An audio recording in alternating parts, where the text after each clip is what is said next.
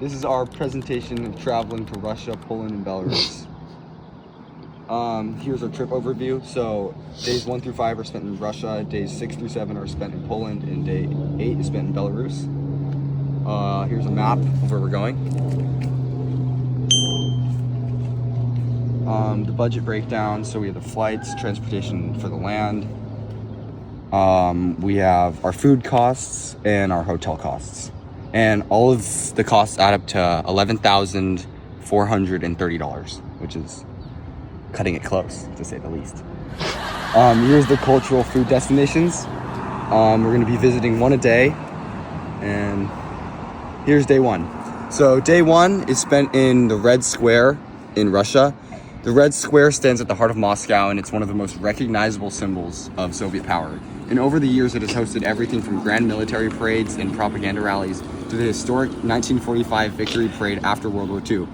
As you walk across the vast square, you'll see iconic landmarks like Lenin's mausoleum and the colorful domes of St. Basil's Cathedral. In the Red Square connects directly to the rise of communism and the authority of the Soviet state. It's a powerful reminder of how governments use public spaces and symbols to project strength and influence. Visiting here isn't just about seeing famous buildings. It's about understanding how leaders shape history through the spectacle in space. Okay, and the place we're eating is called Stolovaya 57. It's located inside the famous GUM department store. It's a beloved Soviet-style cafeteria, and it serves classic, hearty, and budget-friendly USSR-era staples like borscht, beef stroganoff, and traditional desserts. Okay. Day 2, we're headed to the Kremlin. Oops. Kremlin. So the Kremlin in Russia, it's a historic heart of Moscow, and it's the center of Russian political power. It's originally built as a fortified citadel. It's the city's oldest part and remains the official residence of Russia's president today. Inside its walls, you'll find stunning cathedrals, grand palaces, and fascinating museums. In AP Euro, the mausoleum helps us explore Russian and Soviet influence on European affairs. Its powerful presence demonstrates how centralized governments have maintained authority through the centuries. Visiting the Kremlin allows us to step into the world of Russian leadership and see firsthand how the government shaped the nation's past and present. So the place we're eating is called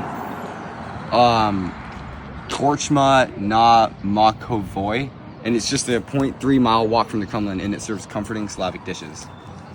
Okay. Show the For screen. day 3, we're off to No, St. you have to show the screen. It's fine. It's bright. It's just like... For day 3, we're off to St. Petersburg.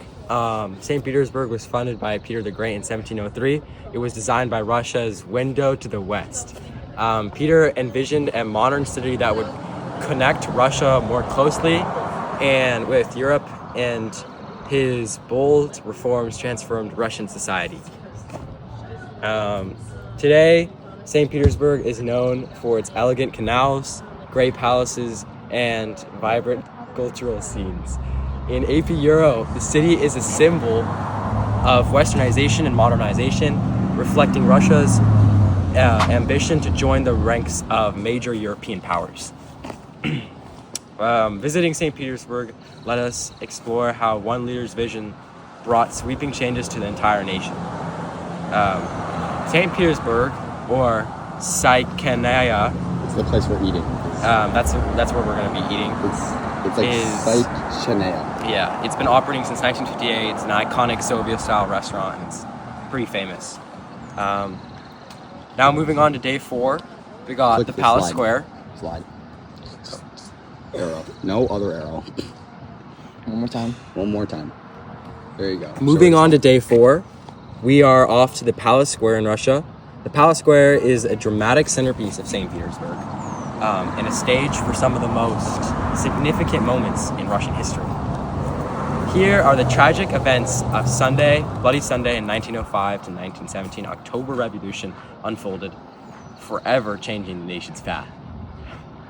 The Winter Palace, once home to Russia's Tsars, still stands as a reminder of the imperial grandeur. For AP Euro, Palace Square is a lesson in a revolution protest and fall of monarchies. It shows how ordinary people in public spaces can feel the echoes of history and energy of turbulent times. So the Palace Square, where we're gonna eat, we're gonna go to the Gogol It's a cozy and atmospheric restaurant offering excellent traditional Russian fare and European classics. Okay, the slide. So let's get a little close up on the slide. So day 5, we're off to the Church of Spilled Blood. The Church of the Savior where spilled blood is one of St. Petersburg's most breathtaking landmarks. Built on the spot where Tsar Alexander II was assassinated in 1981. It's intricate. Wait, mosaics. 1981 sounds wrong. 1881. I'm sorry. 1883. Yeah. Forgive me. 1881. Yeah. The church later became a museum and preserving its rich artistic legacy. Okay? In AP Euro, the site connects to radical political movement and the push and pull between reform and revolution in Russia. It's a place where history and architecture come together, offering insight into the turbulent era of the late 19th century. Visiting the church helps us grasp the important political instability and the complex forces that Shaped modern Russia. shaped modern Russia. Okay, and where are we eating? Okay, we're eating at the Church of Spilled Blood, which is actually church. We're not. Or no, We're eating it at it's Cha-Cha. near the Church of Spilled Blood. Sorry, it's Cha-Cha. It is located a few steps from the Gridova Canal, and it's a very interesting and high cultural place. And then Julian, you gotta try this. This kind of takes a sad turn as we visit Auschwitz-Birkenau. So.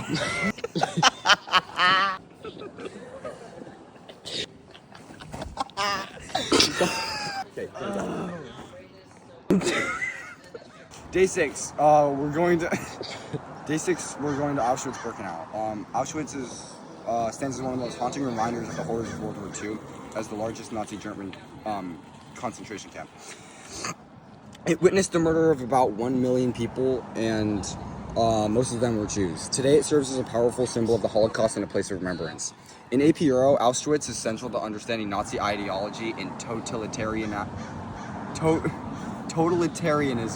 and impact of the final solution. It confronts us with the devastating consequence of extremist regimes. Visiting this place is deeply moving because it teaches us about the importance of remembering the past and recognizing the human cost of hatred and intolerance.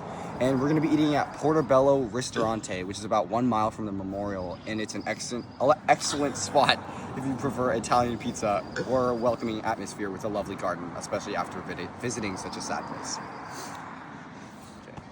Alright, day 7, we're headed to the Uprising Museum in Warsaw, Poland. The Warsaw Uprising Museum tells the story of the 1944 uprising against Nazi occupation through immersive exhibits like the Beating Heart, City of Ruins, the Freedom Park. Visitors get a real sense of the courage and hardship faced by fighters and civilians during those 63 days of struggle. In AP Euro, the museum connects to the broader themes of resistance during World War II and the complexities of historical memory. It also sheds light on the tangled alliances and the early seeds of the Cold War tensions. Visiting this museum is an inspiring journey into the stories of sacrifice, resilience, and the enduring spirit of national intensity. Warsaw Uprising Museum, Podkazarche, which is inside the museum. It's where we're eating. Located on level 1 of the exhibition. This unique indoor cafe is modeled after a historic wartime cafe, popular with artists in its ideal for grab-and-go food, and hot drinks and cold beverages and pastries without leaving the building. Okay, great. Day 8. Final day. I'm gonna pee. Alright, we're heading to the Cotton Memorial in Belarus. The Cotton Memorial honors a small Belarusian village that suffered an unimaginable tragedy during World War II. In 1943, Nazi forces destroyed the village and burned alive 149 villagers. Today, the memorial features the Wall of Grief and structures representing homes lost to violence. In AP Euro, Cotton connects the Nazi atrocities and the brutal realities of the Eastern Front, as well as the Soviet approach to remembering war.